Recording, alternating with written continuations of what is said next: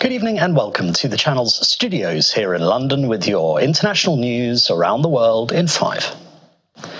Shares in vaccine makers have plunged after Donald Trump nominated a vaccine skeptic to be his health secretary.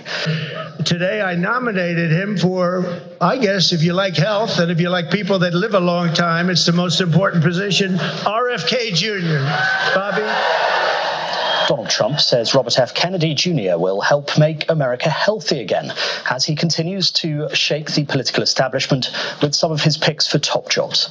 Overseeing a budget of around $700 billion and roughly 65,000 employees, the health secretary is in charge of the largest department in the federal government in terms of budget.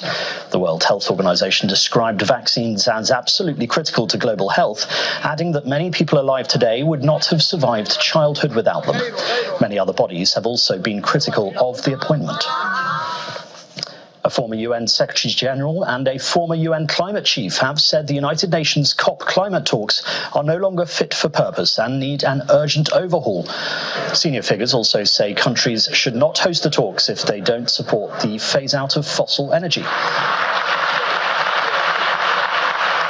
This week, the Azerbaijani president told world leaders gathered in his country for COP29 that natural gas was a gift from God and he shouldn't be blamed for bringing it to market.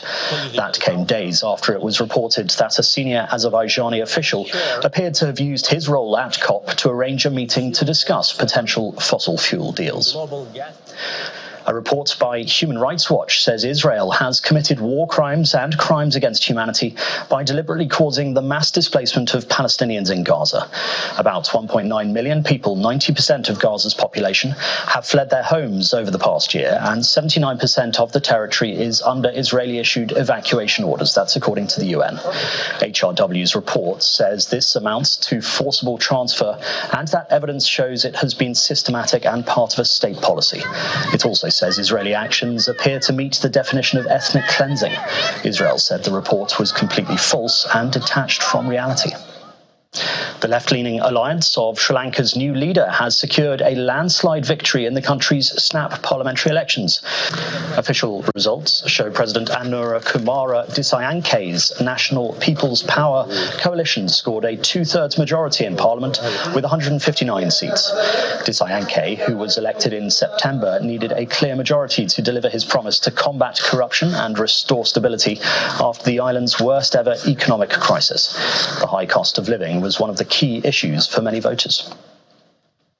Emergency services say at least 10 people have been killed and others hurt in a fire that broke out at a care home near Zaragoza in northeastern Spain.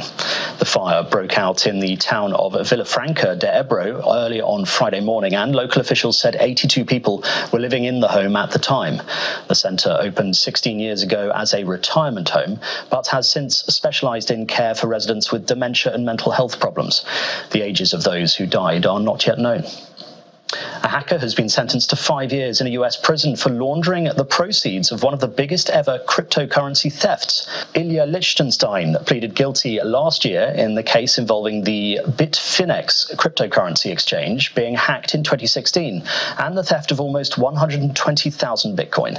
He laundered the stolen cryptocurrency with the help of his wife, Heather Morgan, who used the alias Razzle Khan to promote her hip-hop music. At the time of the theft, the Bitcoin was worth around $70 million, but it has since risen in value to more than $4.5 billion by the time they were arrested. And a huge endurance feat known as the Great World Race has seen its fastest ever Antarctica marathon. 54 entrants from 15 countries compete over 7 marathons on 7 continents in a week. Oh my gosh, this is amazing! William Mounsell and Ashley Poulsen set new record times for the marathon in Antarctica on the first leg of the race.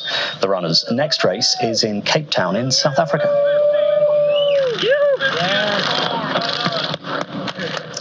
And that's your international news around the world in 5. Now back to the channel's studios in Lagos.